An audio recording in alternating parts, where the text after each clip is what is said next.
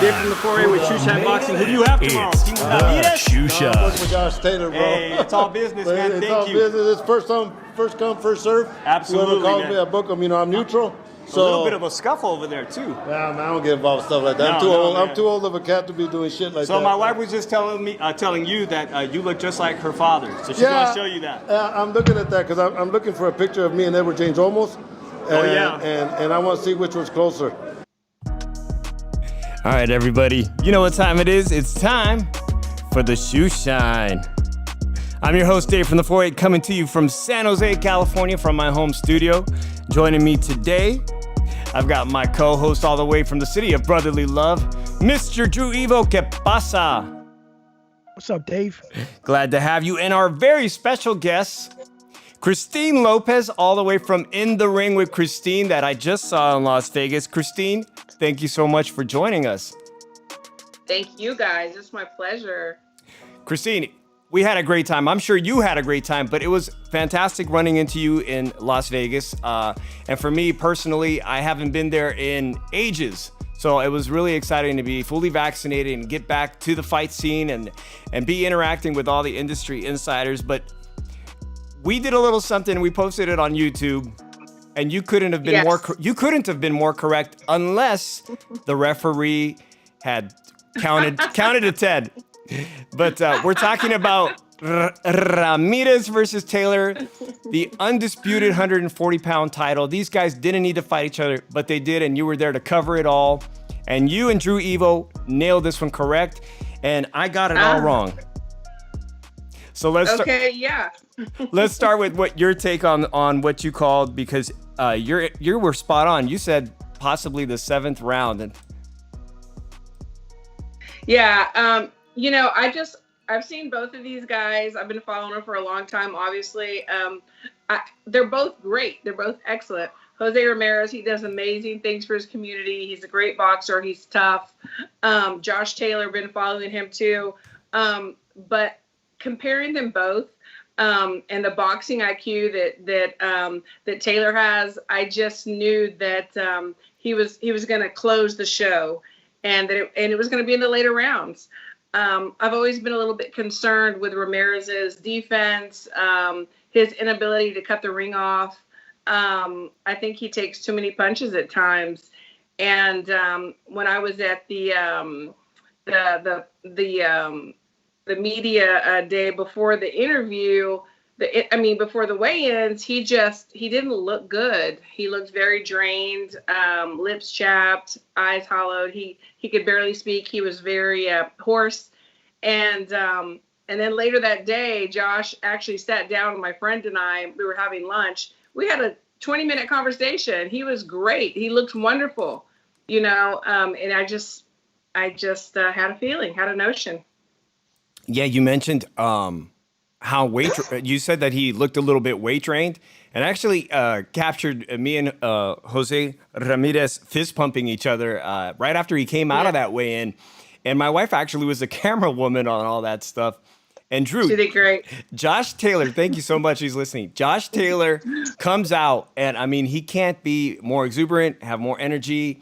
He's jumping around. He's in the face. There was a lot of heated fans that were there shouting at him and whatnot. There was a little bit of scuffle that we posted. It made it out into the media.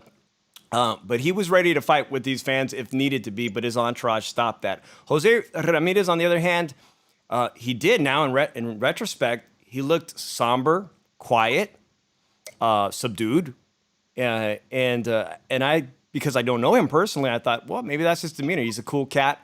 Nothing is going to phase him. But now, Monday morning quarterback, we know what happened. I mean, he was late in almost every exchange. He did have a good first round, and he rallied back. But Drew, tell me why you had Taylor, and it almost panned out like you were thinking, a knockdown too. A knockout win. I thought he was the better counterpuncher. I thought he was the better boxer all around. I thought eventually that uppercut was going to hit Ramirez, which it did, flesh. And I thought it ended the fight right there. It should have. But if anybody saw that fight, you saw he was beating him to the punch. He showed off his hand speed and his ability to counter, and that's what won the fight. Like, guys are saying they're giving it 6 rounds apiece. I had it 115 to 111. Christine, you got to see the fight very up close. As an industry insider, a lot of people were chatting that had there not been these 2 knockdowns, maybe it was a draw. Did you have it a draw apart from those 2 knockdowns in your mind? No. I think my husband and I, we always bet $1 on all the fights, and he said he thought it probably would have been a draw, and I don't think so. There were some clean inside shots. You know, I always thought Ramirez was better on the inside. And as long as Taylor wasn't in there with him, he was going to be okay. But he was in there with him, and he was hanging with him. They were exchanging on the inside, middle distance, and then Josh obviously, held the long distance the best. But I did not think that it would have been a draw. I think they might have not given it to him. I think because we are, here in the U.S. and sometimes there's that bias, they wouldn't have given it to him had there not been the 2 knockdowns. So I was glad that there were. But in my eyes, I thought that he won even without the knockdowns. Yeah, and actually, so all the judges had this unanimously, 114, 112. I'm not that great at math, so I don't know if you take those 2 knockdowns away, they'd have Jose Ramirez winning, right? No, it would be a draw. It'd be a draw. Yeah, it'd be a straight draw. But that's something for a Las Vegas, for 3 judges to call it exactly the same. That's something special in itself. But, today I'm listening to Robert Garcia, which Jose Ramirez went from originally Freddie Roach to Robert Garcia. And he didn't necessarily offer an explanation. He just said the better man won, and congratulations to Taylor. But where do you think he goes from here, Christine? Because Dan Rafael already put his list of top 140-pound athletes. He does have Jose ranked number 2. But already people are clamoring for Teofimo to move up. And he's expressed interest in moving up and fighting this winner. And now Bud Crawford, too. Where does that leave Jose Ramirez? A lot of people in the audience, the Ramirez fans, were saying that they would like to see a rematch. I personally would not like to see a rematch. I don't think that there is any reason for it. And I think right now, Teofimo has enough in front of him. He doesn't need to fight, a Jose Ramirez. I know that I had seen on Twitter that Taylor had said that he wanted Bud Crawford, next. I did not hear that from him. I didn't see an interview where he said that. I'm not sure. I think Josh is very talented, but you kind of got to be careful what you ask for. Bigger, stronger, faster. But Jose, I don't know. I feel kind of bad because I think that this really hurt him. And honestly, after, hearing him and his interviews, and I think that taking so many punches, I think, after a while it adds up, and he doesn't sound the same. And I don't know if he needs to really step back. And I think he needs to look at his career and see what the best move for him personally is, in my opinion. Yeah, that's very true that you say that. I did get a chance to talk to people in his team. They were nice enough to give me this little hat here, the Jose Ramirez hat, for the support. But obviously, right now is not the time to be interviewing them. Of a champion like that, he needs to step away, have time with his family, and process this. And it's always to me about how you bounce back. So, Drew, are you more excited to see Josh Taylor taking his mandatory, or would you like to see Teofimo mix it up? Well, first of all, when it comes to like Terrence Crawford, if I was Terrence Crawford, since your contract's up in October and Bob Elm has dropped the ball on you a lot and even said that he'll go bankrupt promoting you and missed out on the Pacquiao fight, I won't even fight again until my contract's up and go to another promoter because, hey, you could have got me the Ugas Unification belt because he don't have an opponent now. Yep. And you could have got me Keith Thurman or Sean Porter, but you lowballed him and only offered him $1 million when he made like $3 million fighting Earl Spence, and he's still a top welterweight. So, but then, why would you want to have your undisputed 140 champion move up to fight Terrence Crawford? That does nothing for Terrence Crawford. He Absolutely beats him. right. Wow, he beats a smaller guy that just moves up. Doesn't do nothing for his legacy. Doesn't do nothing. Oh, he beat somebody. No, he didn't. He didn't beat nobody in that division that he's in. But in Teofimo, I said before, Teofimo decides to move up and fight Josh Taylor. Josh Taylor's gonna beat him. I think it's gonna be an easier fight than people expect it to be for Teofimo because he's much bigger.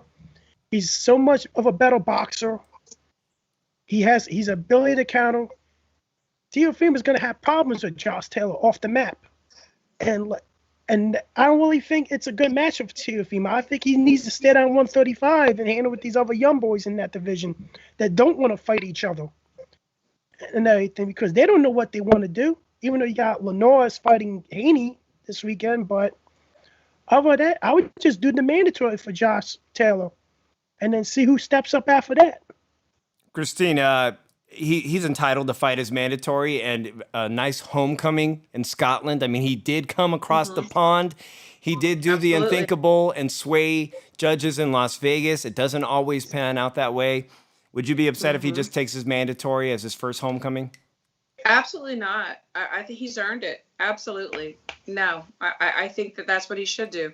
Yeah, I'm in agreement too, and I'm very excited at the prospect of Teofimo moving up. I don't like his odds against Crawford, but while we were all at the Virgin, you had told me some breaking news, and Drew's over here texting me, did you hear the news? I'm like, well, I'm too wrapped up in what's going on here. What's the breaking news? The breaking news announces that Manny Pacquiao, after 2 years layoff, will be fighting Errol the Truth Spence in Las Vegas. He announced it Friday to steal this thunder from what was going on in the media. Yes.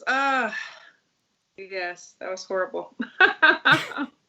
And it's crazy because you're looking at flights, you look at hotels, and already Las Vegas is ramping up. You've got all the fights booked at the Virgin Hotel.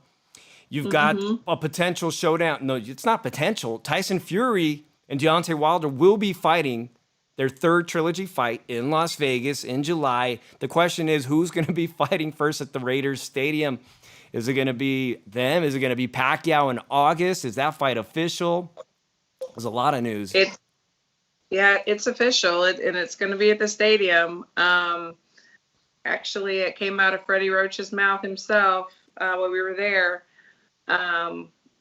And that's what I mean. That right at that moment that he said that, we immediately already made our reservations to go back to Vegas because got to be there for that one. That's a good matchup. It's a risky matchup. I love Errol Spence. I love Pacquiao. Those are two great guys, great warriors. Manny Pacquiao has been my favorite for a long time. I've known Errol Spence since he was a kid, so I love him as well too. But this is a really tough fight for Errol Spence. Still, Manny is still dangerous, and I think it's going to be a good fight. Drew, are you excited about Manny after almost a nearly 2-year layoff? I mean, he didn't have to fight Errol Spence. Everybody's assuming he's going to take an easier fight against someone his own size, like a Mikey Garcia. Are you excited for this? It is a unification. I am, but it's a high risk low reward if you look at it for Errol Spence, because Manny Pacquiao is 42, coming off a 2-year layoff, over 2-year layoff, and you have his name on your resume, and you'll probably get his WBA title because he's technically a champion in recess. But if you lose to him, this is probably going to move Manny Pacquiao above Floyd Mayweather on the all-time greatest of all-time list. Absolutely. Because Absolutely. I know Mayweather fans going to be mad at me, but if you compare names, Manny Pacquiao's fought more names in their prime, not big names at the end of their careers. So that's a big thing when people compare greatest of all time, not just records. We got Joe Lopez 40 ounce in the chat asking, and I think this question would be a good one for you, Christine. Do you believe Spence is 100% finally after his car accident? You know, it's so hard to say. I've talked to him a couple of times, and he seems to be, but I'm really not sure. I mean, look at the accident, look at everything he went through. How can you be? You know, how can you be 100%? And then, you know, some of these fights that he could have taken and not taking them, it just makes you wonder, you know, was there something going on that we didn't know about? You know, I hope that he is, because I don't want to see him get severely hurt. But I'm not sure. I'm really not sure. Let me just give a quick shout out to our friend Tracy Boxer Girl. Chicago is in the house. And Tracy, while we're on the subject of that, Christine, I want you to plug, because I just got into your show on Wednesdays. We've got so many friends doing shows, but you're doing a unique take. If I got it right, it's Women Crush Wednesday, Women Crushing It Wednesday. Yes. Women Crushing It Wednesdays. It's all woman panel. We're all talking about boxing. All the women know exactly what they're talking about when it comes to boxing. It's just something new and refreshing. We don't have an agenda per se. We just talk about whatever we want to talk about, whatever's going on in the boxing world. It's been really fun. And Drew, you may have not heard this, but I was petitioning my wife, who's a bit of a shy person, to join their panel. So we'll see about that, Christine. She is invited anytime. I think she'd make a great addition. I just want to get her out of her shell. She's back here watching when people ask who's my producer. She's pretty shy. That's what Dave's trying to tell everybody. She's pretty shy. She's pretty shy, but she's a huge fan of boxing, and she equally knows. I'll tell you what, shut Drew up. She charmed the hell out of Stitchman Duran. Stitchman Duran, my father-in-law, ironically, he's Italian 100% and looks just like Stitchman Duran. Oh, really? They look like twins, and she whipped out her picture. This is my daddy, and he goes, people told me I look like Edward James Olmos. And after they saw the pictures, he goes, well, I do look like your dad. That's awesome. Great icebreaker. Yeah. So I'm just going to say thank you, Tracy, for stopping by. And tomorrow night, you're going to be on HCP. I want to say hello to the guys at HCP, G Funky, and D Styles. You're going to do that show tomorrow night, right? Yes. Love those guys. I am. Yes. So Canelo, you'll be talking about your experience with Canelo, too. Canelo's in the news. He tied the knot. Yes, congratulations to Canelo. A little bit of gossip, but his fiance was at that fight just a few weeks ago. You've been at that one. You're going to be coming back to support Dallas. You're a Texan. You'll be back in Vegas for that. But while we have you on, I know I just asked you to come on for a quick second. This weekend, Devin Haney, he's been in the news here in the Bay Area because he is originally from Oakland, California, but he doesn't have a big fan base out here. He barely has a fan base. Andre Ward had a hard time himself selling out the crowd in Oakland Coliseum.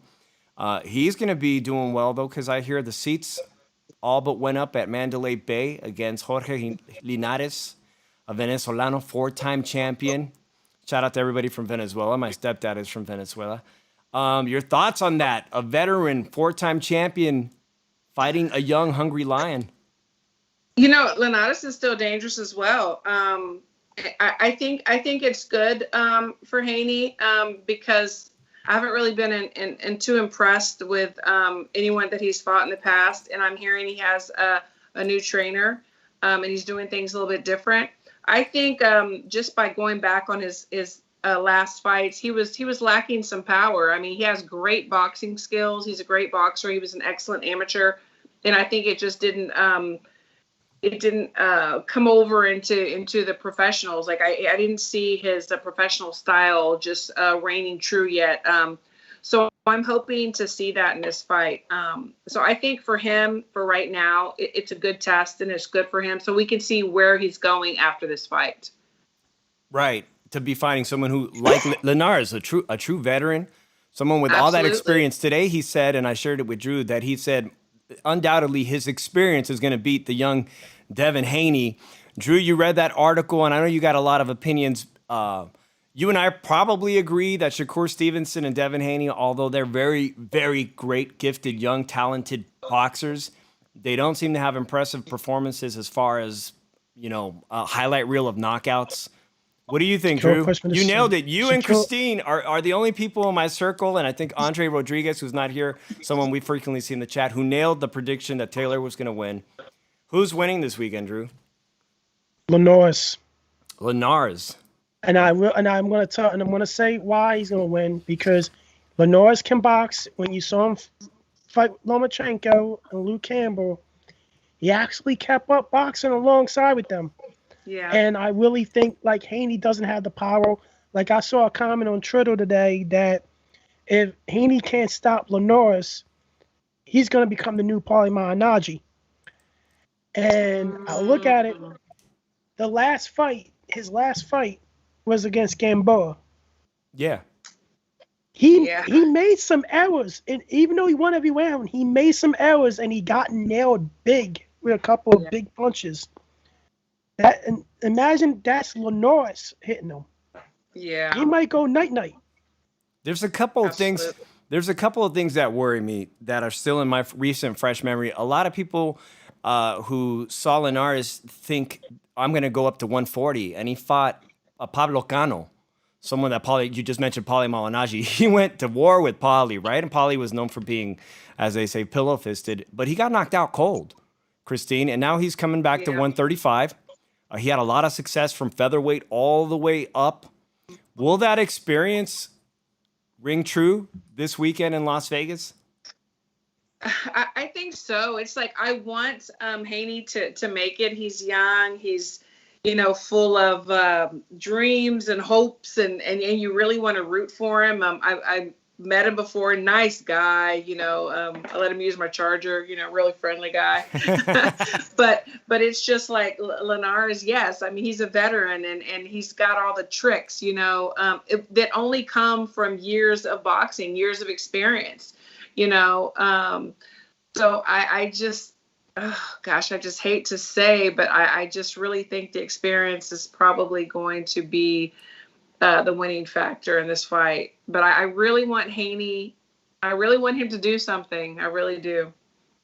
Because for us, we constantly talk about it in all the boxing podcasts. That 135-pound division is stacked. What are they known as? The Four Kings? They call themselves the Four Kings? Yes. But, you know what? I'd like to invite Chris Colbert to that party, but I'm finding out that Chris Colbert is going to be fighting Gamboa, which now is like Devin Haney's leftovers. This guy, Chris Colbert, is so talented. Yeah, poor Gamboa. I mean, he's just like tossed around like, somebody's ex-girlfriend, But we don't, like you said, you don't want to see Devin Haney lose. You expect him to beat an aging veteran, but we're going to find out whether, Linares is an aging veteran or still a contender and it has a chance to be at 135. But that would instantly elevate. Would that instantly elevate Garcia? I hate to bring him up right now, but would that elevate him? He's still undefeated. Does that throw him out of that top four Kings? He's the WBC champion, right? That's not without controversy. Devin Haney does have the WBC. Help me out, Drew. Title. Right, thank you, because I can't keep up with the WBC. I mean, the regular title, right? But here's the thing with that. If he was to go fight Teofimo, he would have to vacate that title, I heard, because the franchise belt would mean more. And again, give the regular title to Ryan Garcia. Or Fortuna, which one of them is the mandatory, because there's two mandatories. So... Yeah, and what's Garcia going to do? I mean, we haven't even heard anything. What's he going to do? Is he still seeking help for his, mental issues, or is he wanting to fight again? You know what, he's going to have to make a decision here pretty soon on what he's going to do. Right. But that definitely, Devin Haney losing that belt this weekend will change that whole landscape of these 4 young, hungry lions and whatnot. And also, like, Absolutely. it's probably going to make Teofimo Lopez look even better. There's a lot of exciting fights. I know I'm wondering if you're going to be there for the return of Lomachenko against Nakatani at 135 pounds. Those another pair of animals. Yeah. I'm leaving for camp June 1st, and then we head to Japan. So I'm going to be gone until August. So I don't get back until the Aerospins fight. So unfortunately, I won't be, but I'm definitely going to be tuned in. Now, you mentioned you're going to Japan. And so for our new audience, please tell us about your work with the U.S. team. I am honored and blessed to be one of the coaches for our high performance Olympic team in the Springs in Colorado. I'm leaving for camp June 1st. We'll be there till the end of June, and we're going to head out to Japan, which will be, there obviously for the Olympics. And it's exciting times right now. It's scary and exciting times. Praying and hoping that everything, works out.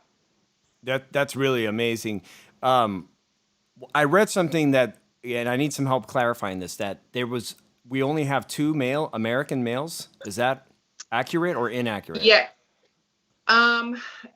It's accurate for now. We're going to be releasing some more information, and I can't talk about it until June, but for as of now, it's accurate. And for women? And for women, there's 4. That's awesome. For now, yes. That's awesome. We'll definitely hope to keep up with you on your social media. Tell everybody where they can follow you, because I'm going to be following what's going on in Japan closely. Okay, absolutely. So everything is in the ring with Christine, my Twitter, my Instagram, Facebook. Please catch my show on YouTube and Facebook Live. Women Crushing Wednesdays.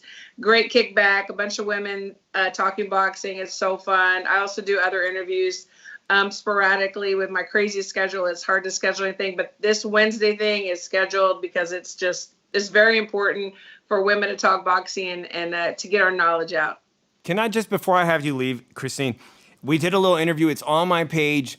And there was a comment, and I appreciate anyone watching my channel and whatnot. And there's so many differences in opinions. And I appreciate, like, I met Drew on the internet and we hit it off, even though we have vastly different opinions on what in boxing, right? On who's going to, and I like that because he's going to give me a different perspective. But somebody posted a comment that said, it was kind of nasty. And somebody I expected more that said that I hope she eats her words when, but you couldn't have been more spot on with your prediction about Taylor. So despite, guys, ladies, I know that sometimes we have bias. We're supporting our fighters. I'm from California. Right. I'm a Northern California guy. Of course, I'm for Team Jose Ramirez, and I really thought he would win closely 7-5. But Christine Lopez knows what she's talking about when it comes to the sport of boxing, and that's why you're representing Team USA. Thank you so much for coming on, Christine. I appreciate you both. Thank you so much. It was my pleasure. And Christine, when is the last show? Since you're leaving, I just want to know when the last Women Crush before you take off, so everybody tunes into. I'm gonna continue in Colorado. So we leave June 30th, which is my birthday. So it'll be the Wednesday before we leave, and then once July 1st, then I'm in Japan, and it's the time it's gonna be crazy. So then but we'll start again whenever I get back in town. Sounds great. Thanks, Christine. So we'll go through June. Take care of yourself. Hope to see you in Vegas for something after that. Absolutely. All right. Take care. Absolutely. Bye-bye. Thank you. Bye-bye. It's Christine Lopez, everybody. All right, Drew. Thanks a lot. Hey, everybody. Thank you to everyone in the chat. Tracy, Nando, Joe Lopez, anyone who stops by. Please go ahead and share the channel if you like it. Thank you for stopping by. I saw Crab Daddy earlier. Oh, hi, Christine. I know it's hard to turn this one off. There she goes. Awesome. Yeah, Skype, a lot of people, Skype is still trippy. You know what I mean, Drew? But we're on it. All right, Drew, you got it right. It's really great to be home and whatnot, but it was also great to be in Las Vegas. Haney Linares is coming up, and after that in June, Sonteo Media. Hey, homie. Sonteo Media is in the chat, and he was in Las Vegas, and I just missed you. So, Sonteo, if you want to give a call, the phone number is 702-710-3627. Anybody who wants to call. I've got this question for the chat while we're still on. Who's your top 5? Put it in the chat at 140 pounds. Did this change your opinion? Jose Cepeda didn't look that great against Hank Lundy. Drew, your thoughts on that? I thought he lost. And yet he, Hank Lundy always seems to be on the wrong side of a tough, close decision, but he always comes to fight. This guy's like fought in Russia. He'll go anywhere for a fight.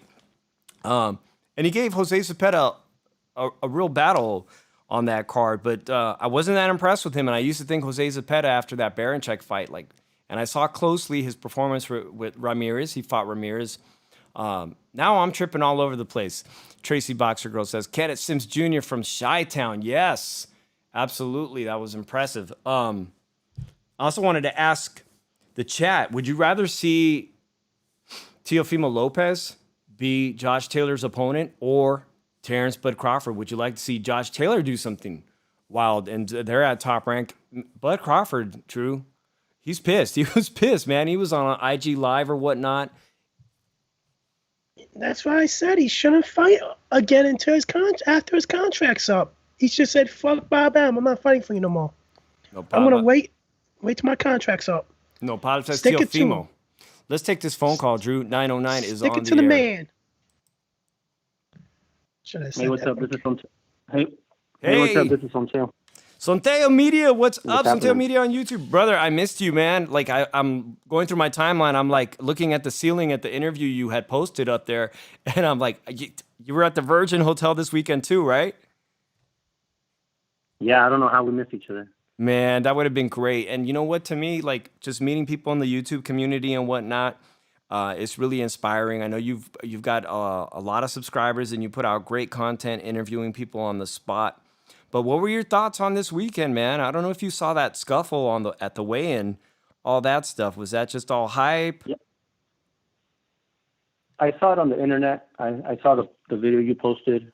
I wasn't there yet. I flew in noontime Saturday, so I missed all the weigh-in stuff, and I missed the majority of the stuff Saturday morning. But the way I pieced it together, I put your video together plus some other footage that other people put out, and there was Mexican flags being waved in front of Josh Taylor, and people are pumped and people are losing their cool. I mean, it's one thing to celebrate your side, and if you're pro Ramirez, that's cool. But I saw flags being waved in Josh Taylor's face, and I think, to me personally, I think that's a little bit crossing the line.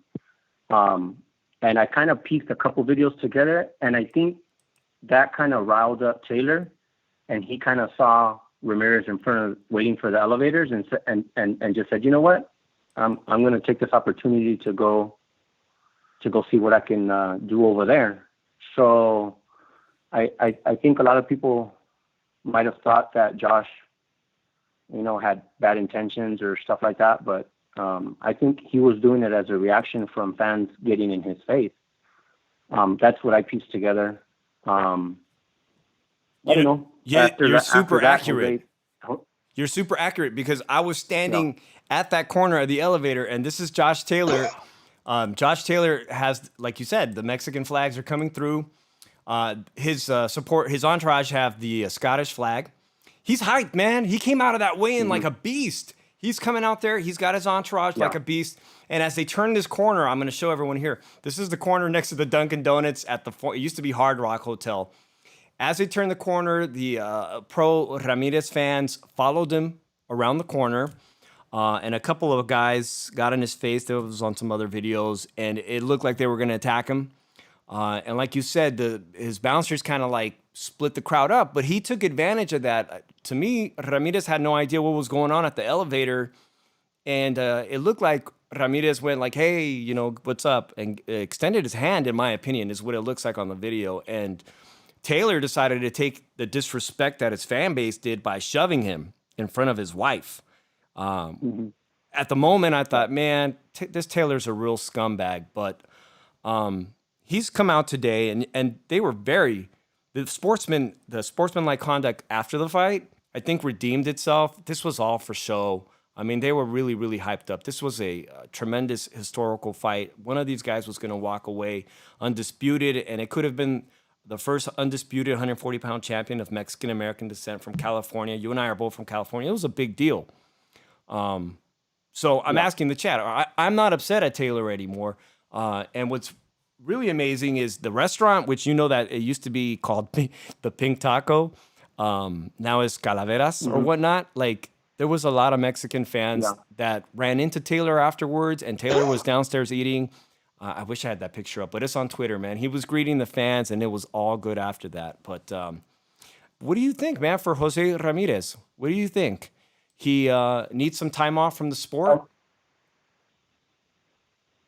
Well, I think he got a lot of knockouts in his fights. You know, he fought Mo Hooker and stopped him, so he kind of fell in love with going forward and relying on his power a lot.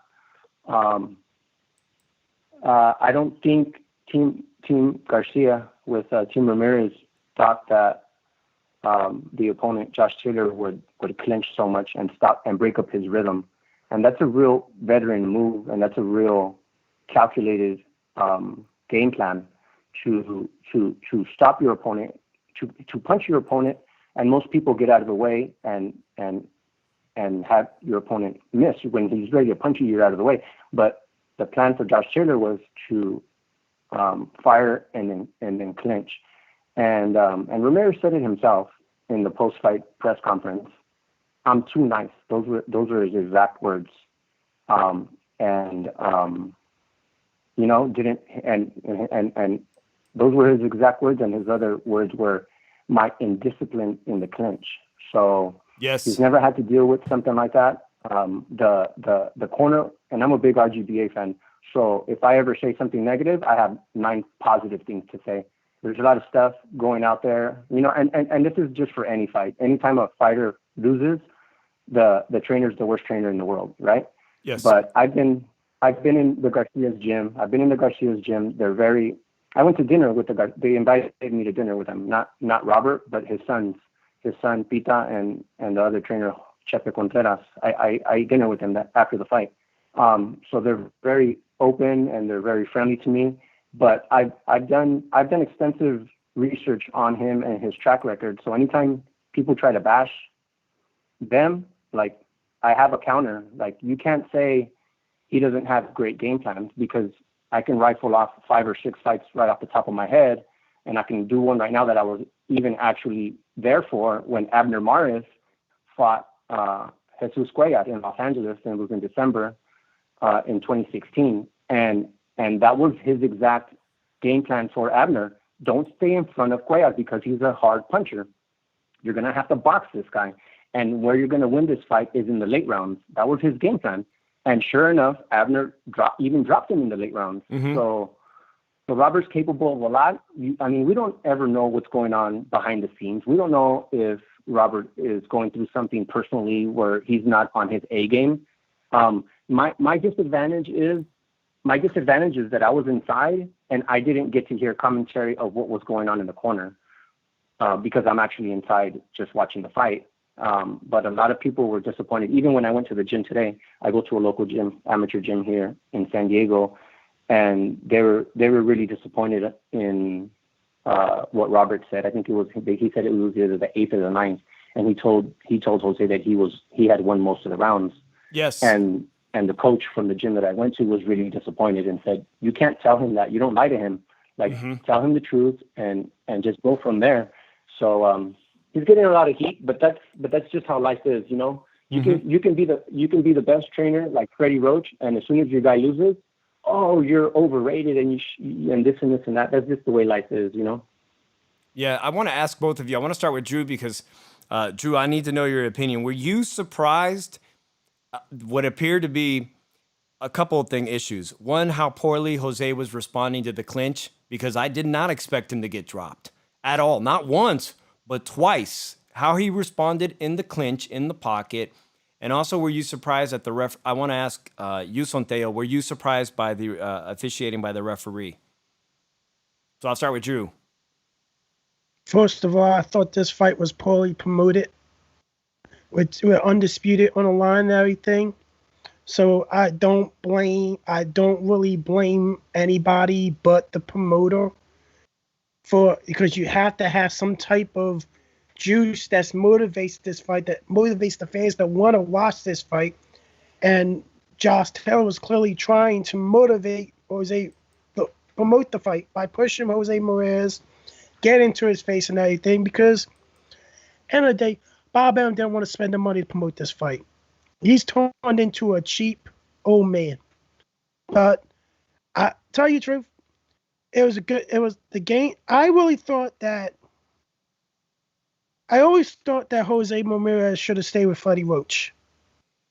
And I'm not trying to knock Robert Garcia off. I just don't think Jose Ramirez is the type of fighter that Robert Garcia will excel with, because Jose Ramirez is like, he's more of a boxer. He's not really a knockout puncher that much, because he was 26 and 0, 17 knockouts and everything. So I really thought he should have stayed with Freddie Roach. I think Freddie Roach would have came up with a somewhat offensive plan that would like actually suit Ramirez's style more than Robert Garcia's.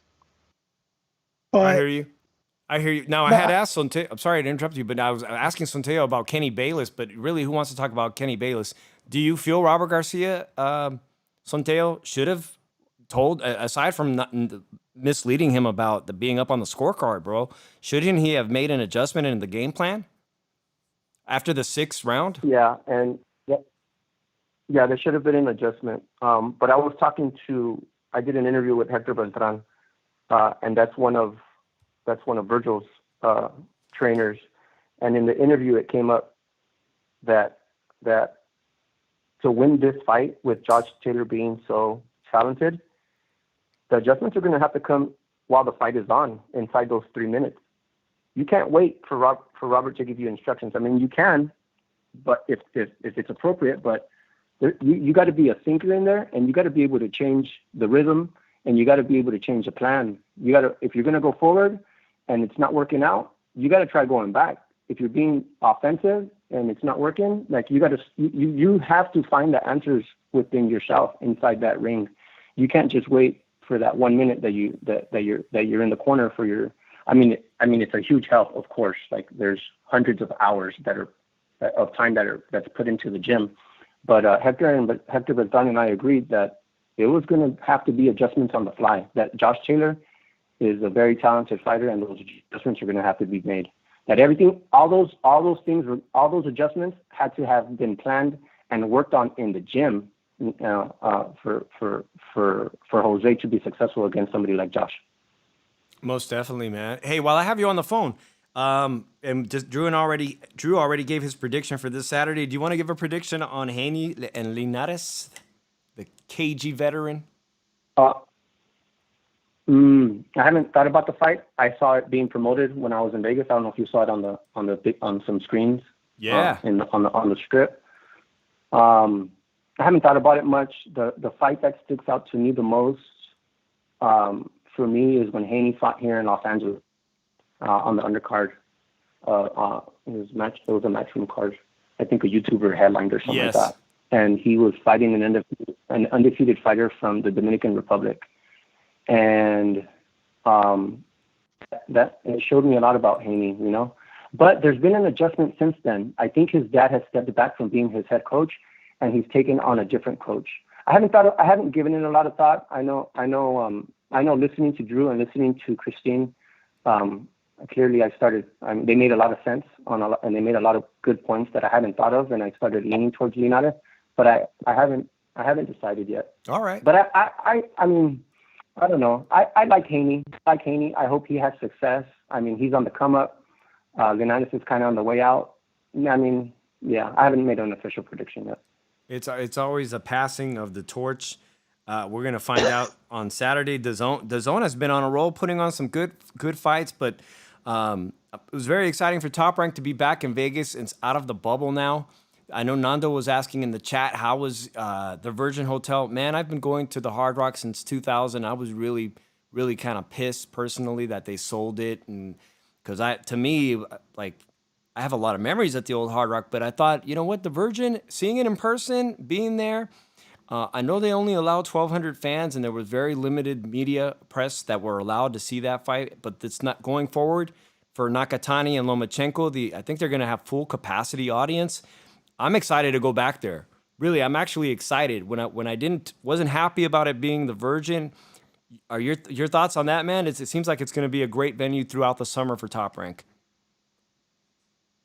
It looked like a great venue. It was my first time there. I hadn't been in Vegas in 10, 15 years, but it looked like a great venue.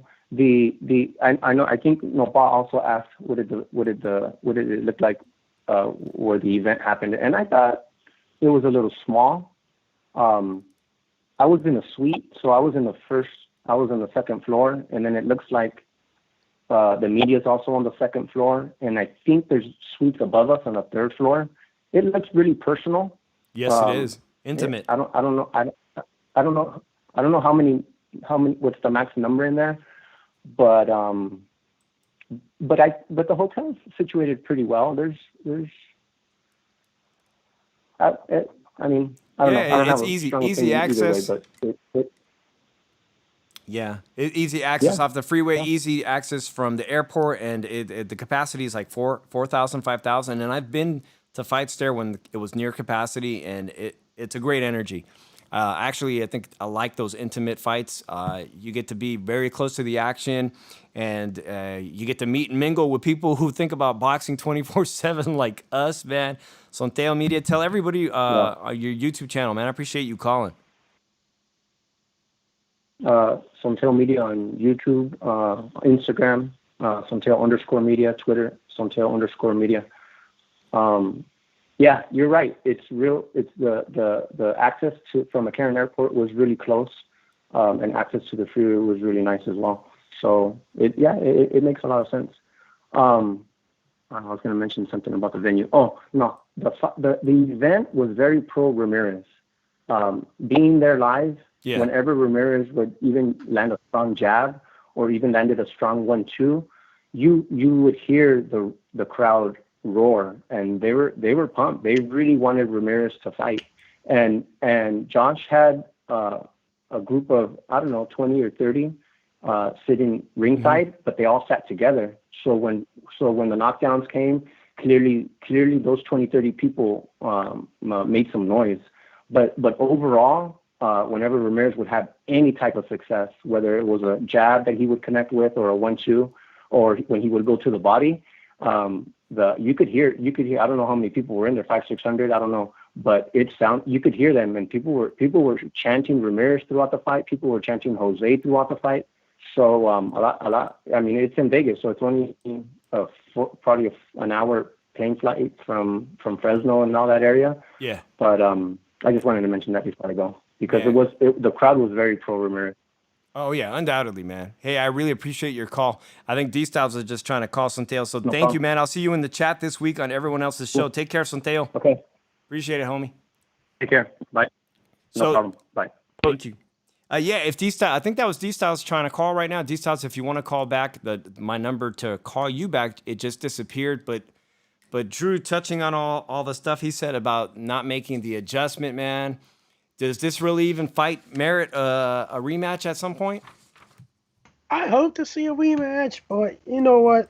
The business. I doubt we'll see a rematch at this point, because, like, tell you the truth, my top 5 is probably gonna be different from everybody's, and people are gonna be surprised at my top 5. But at the tone, please record your message. When you have finished. Sorry about that, guys.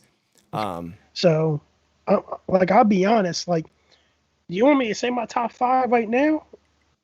Yeah. Please do at 140. Here's the thing. I got Josh Taylor at number 1 because he's undisputed. But here's the thing. That people are going to be probably getting on me on. I got Regis Progress as number 2. because I think Regis Progress gave Josh Taylor the most trouble and probably can argue won the fight when they fought. And I think Regis Progress will beat Jose Ramirez. Then I got Jose Ramirez number 3. Now people are telling me they would put Jose Zepeda at number 4. No, I put Victor Pastel at number 4 because he gave both of them Ramirez, both of them hell. And this guy's 31-3, but two of the 3 losses are to Jose Ramirez and Josh Taylor. And I think the other one, I believe, was Terrence Crawford beat him? I think so. So he lost to 3 quality fighters. Yeah. And Jose Zepeda is number 5. I thought he lost to Lundy. I think he took a big step back. But when I was looking at the rankings, they said like a fight that's happening soon, like Tank Davis versus Mario Barrios. They had Barrios ranked number 7, and people are asking it's me, hard, right? It's hard to where do we put Mario Barrios? Like they make fun of him lightly in other people's podcasts, but Mario Barrios is at PBC. So, like, he's taking a fight with a guy who's just fought at 130 pounds. Gervonta Davis might be a star and he has a huge name, but how do I gauge where Mario Barrios really is at? And by the way, if you saw their stare down, dude, it looks like a mismatch to me. I'll be honest with you. This division, after number 3, I really don't see anybody after number 3 being an extreme threat to these 3 guys. I don't see this as a powerful division because, like, hey, they're good fighters, but I don't think they threaten anybody else. After number 3, I don't think nobody beats any of these 3 top fighters. If anybody wants to give their opinion in the chat, who's more likely to succeed at 140? Is it going to be Gervonta Davis or is it going to be Teofimo Lopez? Because you don't think Teofimo Lopez will give Taylor, dethrone Taylor. I don't think Gervonta Davis succeeds in this division, period.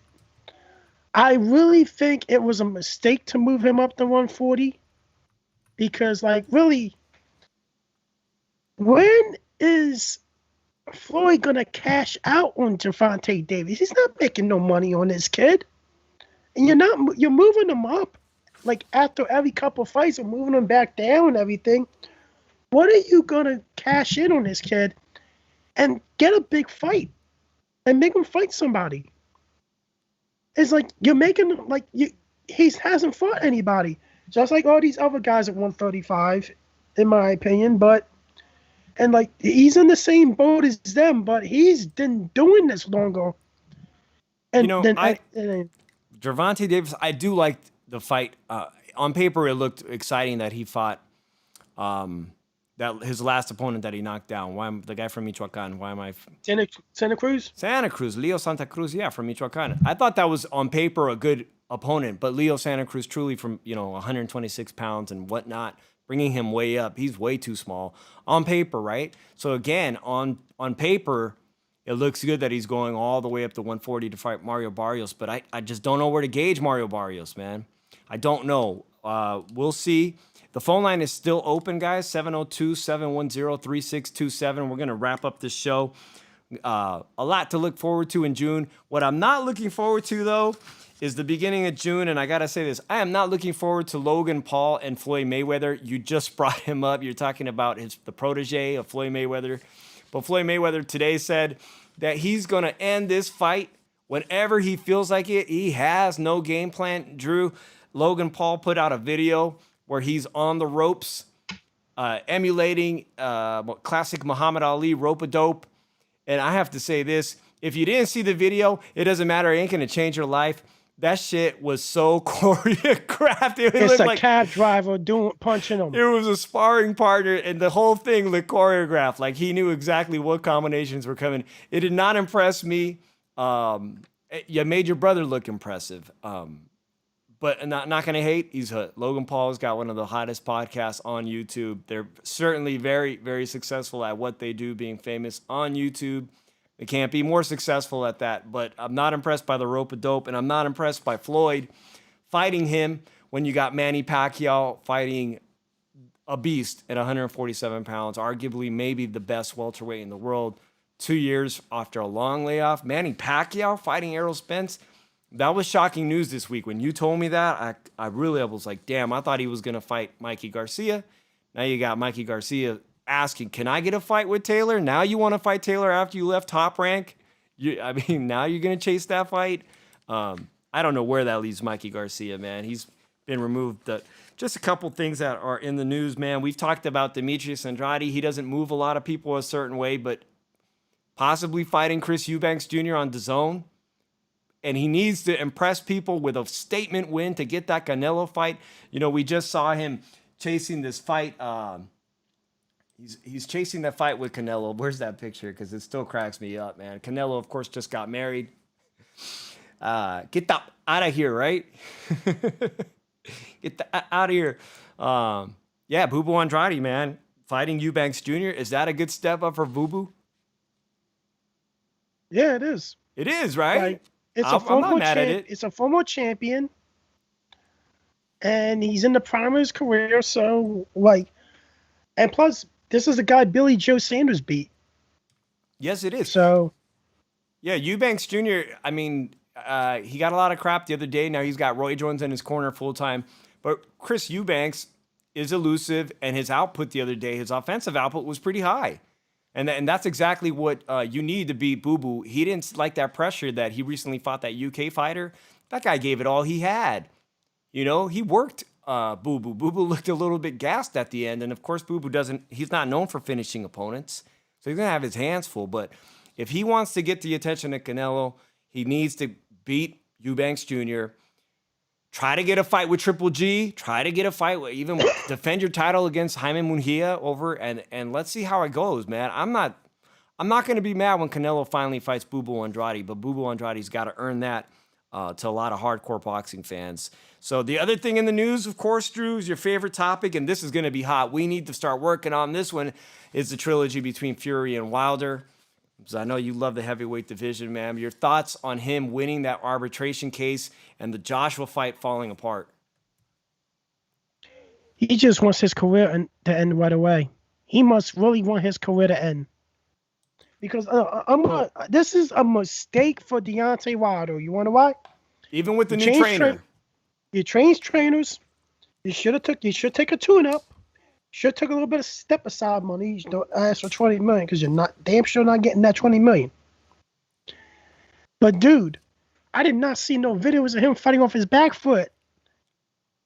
I can see him doing those videos, but come on, man. You're gonna resort to the same guy that you were against Fury, man. Tyson Fury gonna Tyson Fury's gonna stop him sooner than before. I just really think so now. Like, I was gonna give him the round 10, but I'm not saying, because I'm a fan of Deontay Wilder's too, but I don't think he ain't gonna beat Tyson Fury. He's just. What about the fact he was offered he could have taken step aside money, but he doesn't want the step aside money. Nando Lamas in the chat just says this is the cash out fight for Deontay. Honestly, it wouldn't be a bad payday. It's not a bad way to go out. He only lost to him. But I think Deontay still has a future ahead of it, even if he loses this third one. Yes or no? No, he doesn't. And here's the thing.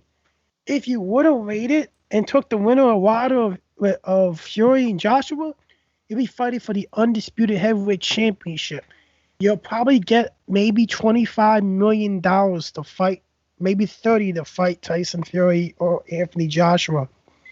Wasn't he offered $50 million at one point to fight Joshua, and he turned it down just for he thought he'd get an easier fight against Fury? Yeah, and you know what?